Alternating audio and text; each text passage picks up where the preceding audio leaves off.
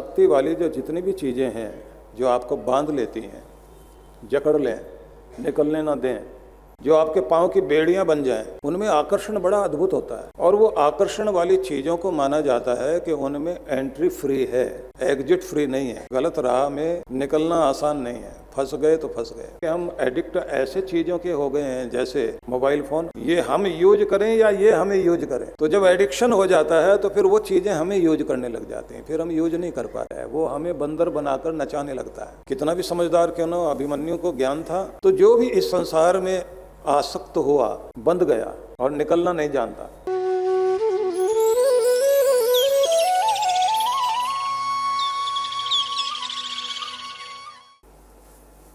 कि इस संसार को माना जाए कि यह ऐसी एक नदी है कि जिसकी लहरों में कर्मों के वेग के साथ व्यक्ति बहते बहते इस तरह भवसागर में जाकर डूब जाता है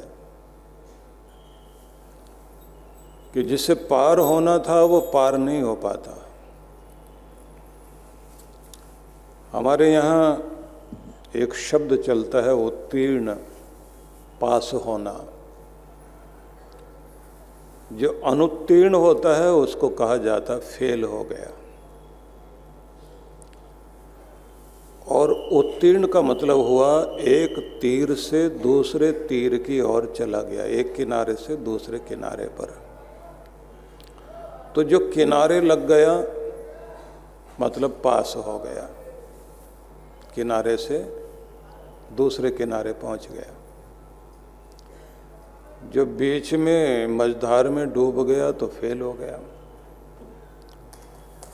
तो ये जीवन मिला इसलिए कि उत्तीर्ण हो सकें, और परीक्षाएं तो बहुत हैं। ये जो आसक्ति है संसार की, गीता में आप पढ़ें तो भगवान श्री कृष्ण ने अनासक्ति पर बहुत बल दिया कि आसक्ति नहीं चाहिए, अनासक्ति चाहिए। आसक्ति है कि जब आप किसी चीज़ में लिप्त हो जाएं, लिपट जाएं, चिपक जाएं, छोड़ना चाहें तो छूटे नहीं। इसलिए कहा जाता है आसक्ति वाली जो जितनी भी चीज़ें हैं जो आपको बांध लेती हैं, जकड़ लें, निकलने ना दें, जो आपके पाँव की बेड़ियां बन जाएं, उनमें आकर्षण बड़ा अद्भुत होता है। और वो आकर्षण वाली चीज़ों को माना जाता है कि उनमें एंट्री फ्री है, एग्जिट फ्री नहीं है। आसानी से उसमें चले तो जाओगे पर बाहर नहीं निकल पाओगे। विचारिए, किसी आदमी को एडिक्शन हो जाए, किसी भी चीज़ का एडिक्शन हो जाए, तो एडिक्शन लगाने वाले लोग तो आपके ऊपर पैसा भी खर्च करते हैं। नशे वाले लोग, जुए वाले लोग, माफिया वाले लोग बड़ा आकर्षण देंगे आपको। वहाँ एंट्री फ्री है लेकिन एग्जिट फ्री नहीं है। गलत राह में आसानी से एंट्री हो जाएगी, निकलना आसान नहीं है। फंस गए तो फंस गए। और अब तो मज़े की बात यह है कि हम एडिक्ट ऐसे चीज़ों के हो गए हैं जैसे मोबाइल फ़ोन, ये हम यूज करें या ये हमें यूज करें। तो जब एडिक्शन हो जाता है तो फिर वो चीज़ें हमें यूज करने लग जाती हैं, फिर हम यूज नहीं कर पाते। हम उसका उपयोग नहीं करके वो हमारा उपयोग करने लग जाए, वो हमें बंदर बनाकर नचाने लगता है। तो जो भी इस संसार में आसक्त हुआ बंध गया और निकलना नहीं जानता। कितना भी समझदार क्यों न हो, अभिमन्यु को ज्ञान था, मां के गर्भ से ही ये ज्ञान लेकर आया, चक्रव्यूह में भेदन कर सकता है, पहुंच सकता है। लेकिन बस एक चीज नहीं सीखी कि चक्रव्यूह से बाहर कैसे आते हैं। और जब तक ये नहीं सीखोगे आप, तो जैसे उस जवान की भयंकर मृत्यु हुई, मतलब अपनी विद्या को आगे विकसित नहीं किया। आपके पास हर समय सीखने का मौका होता है, हर पल आपको सीखना चाहिए, जानना चाहिए। जब तक सीखोगे नहीं, बढ़ोगे नहीं आगे। हर समय हर पल कुछ नया नया नया नया सीखते जाइए। और नए से मतलब ये नहीं है कि गलत चीजें सीख लें आप, अच्छी चीजों को सीखिए। तो उसके पास गुण था कि वो चक्रव्यूह भेदन कर सकता था, और बोला भी उसने, भीम से, अपने चाचा से बोला, मैं चक्रव्यूह भेदन कर सकता हूं, पर बाहर नहीं आ पाऊंगा, क्योंकि वो नॉलेज मैंने नहीं ली और उसका प्रशिक्षण भी नहीं लिया। भीम ने कहा, बाहर निकलने की क्या बात, मैं एक गदा मारूंगा बाहर निकल आएंगे। भीम जोश में है, बुद्धि नहीं लगा रहा। अभिमन्यु ने कहा कि बड़े गदाधारी हैं वहां पर, बड़े अस्त्र शस्त्र वाले लोग हैं। चक्रव्यूह होता ही ऐसे है कि जो व्यक्ति को भ्रमित कर देता है, बाहर निकल नहीं पाएंगे। भीम ने कहा, बच्चे तू क्या जाने हमारी ताकत को। और चक्रव्यूह में ऐसे फंसे, सारे जीवन भर का दाग जीवन में रह गया भीम के भी, कि मेरे होते हुए भी हमारा ऐसा बच्चा चला गया दुनिया से।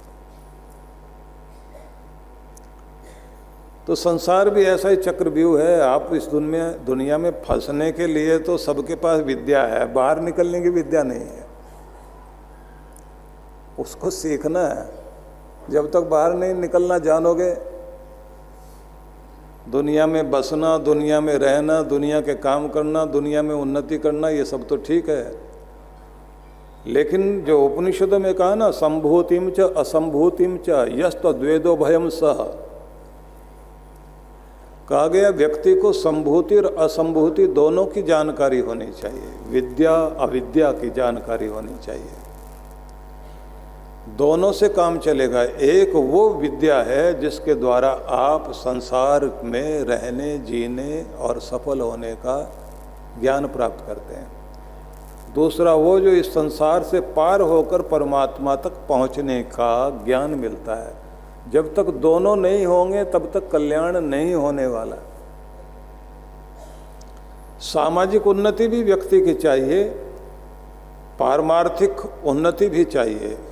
आप परिवार की उन्नति करें, समाज की उन्नति करें, इसमें मान सम्मान सब कुछ पाइए। घर परिवार में भी आप सफल होइए, धन वैभव भी आपके पास होना चाहिए, सुख साधन भी आपके पास होने चाहिए, सुंदर ढंग से जीवन जीने का तरीका आपके पास होना चाहिए, खुशहाली का जीवन जिए।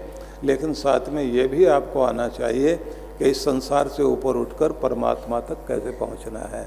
जब तक दोनों का मेल नहीं होगा, कल्याण होने वाला नहीं है, तब डूबने वाली बात रहेगी।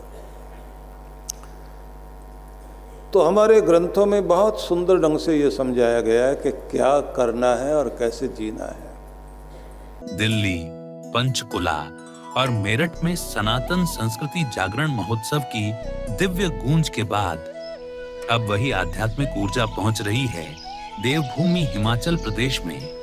जल्द ही हिमाचल की पवित्र वादियों में गूंजेगा भक्ति, ज्ञान और सनातन संस्कृति का संदेश। 10 गुरुकुल एवं 108 बाल संस्कार केंद्रों की स्थापना के पावन उद्देश्य से हम जन जन तक यह संदेश पहुंचाना चाहते हैं कि हमारी संस्कृति ही हमारी पहचान है। इसके बिना हमारा अस्तित्व अधूरा है। इन्हीं महान संस्कारों और सनातन परंपराओं को राष्ट्रव्यापी बनाने के संकल्प के साथ सनातन संस्कृति अभियान चलाया जा रहा है, ताकि आने वाली पीढ़ियां भी अपने मूल्यों, संस्कारों और संस्कृति से जुड़ी रहें। इसी क्रम में पूज्य सुधांशु जी महाराज एवं डॉक्टर अर्चिका दीदी के पावन सान्निध्य में हिमाचल की वादियों में आयोजित होने जा रहा है भव्य सत्संग और आध्यात्मिक जागरण। सुंदरनगर 11 से 14 जून 2026। शुभारंभ 11 जून सायं 5 बजे, 12 से 14 जून प्रातः 10 बजे, सायं 5 बजे। 14 जून मंत्र दीक्षा प्रातः 11:30।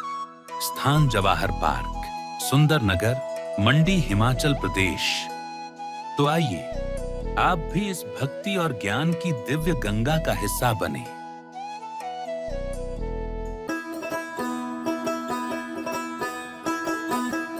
गुरु पूर्णिमा का महान अवसर हम सबके समक्ष आ रहा है।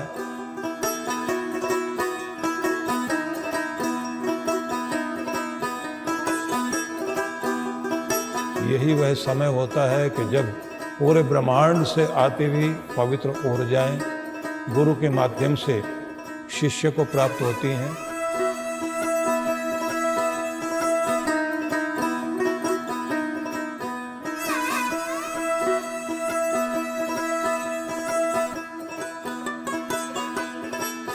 इस बार का अवसर बहुत विशेष होगा। मैं सबको निमंत्रण देना चाहता हूं, आप अवश्य पधारें। मेरी मंगल कामनाएं और आप सभी के लिए बहुत बहुत आशीर्वाद।